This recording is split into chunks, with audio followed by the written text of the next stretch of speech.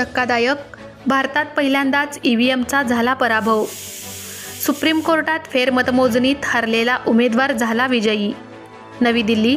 देशात सध्या सदोष मतदार याद्यांवरून घमासान सुरू असताना तसंच इलेक्ट्रॉनिक वोटिंग मशीनच्या घोटाळ्यांची चर्चा सुरू असताना एक खळबळजनक बातमी समोर आली आहे. भारतात पहिल्यांदाच सुप्रीम कोर्टाच्या न्यायाधीशांसमोर ईव्हीएम मशीनमधील मतांची पुन्हा मोजणी झाली. या मोजणीमध्ये धक्कादायक निकाल समोर आला. पराभूत झालेल्या उमेदवाराला सर्वाधिक मतं मिळाल्याचं स्पष्ट झालं.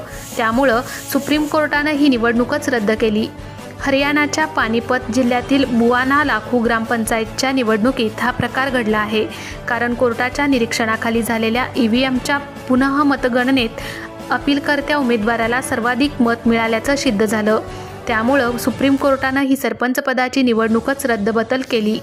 न्यायाधीश सूर्यकांत, न्यायाधीश दीपांकर दत्ता आणि न्यायाधीश NK सिंह यांच्या खंडपीठानं पानिपतच्या उपायुक्तांसह निवडणूक अधिकाऱ्यांना 2 दिवसात एक अधिसूचना काढून अपीलकर्त्या मोहित कुमारला विजयी घोषित करून त्यांना तात्काळ पदभार स्वीकारण्याला परवानगी देण्याचे आदेश दिले. सरपंच पदासाठीची ही निवडणूक 2 नोव्हेंबर 2022 मध्ये झाली होती. यामध्ये कुलदीप सिंह या उमेदवाराला निवडणूक आयोगानं विजयी घोषित केलं होतं. या निकालाला मोहित कुमार या प्रतिस्पर्धी उमेदवारानं अतिरिक्त सिव्हिल न्यायाधीशांसमोर निवडणूक न्यायाधिकरणासमोर या निवडणूक निकालाला आव्हान दिलं.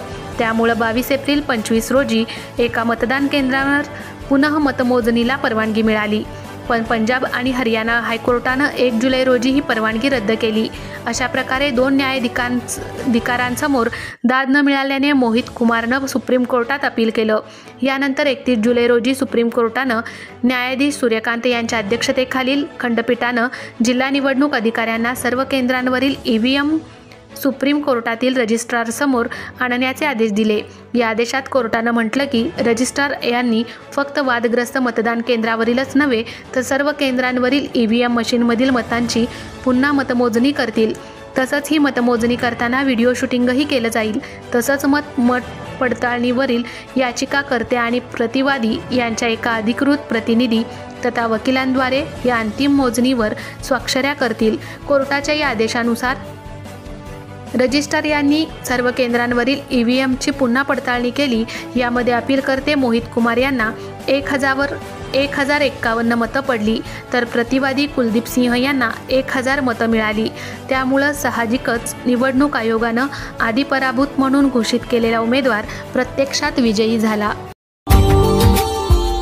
Subscribe now and press the bell icon.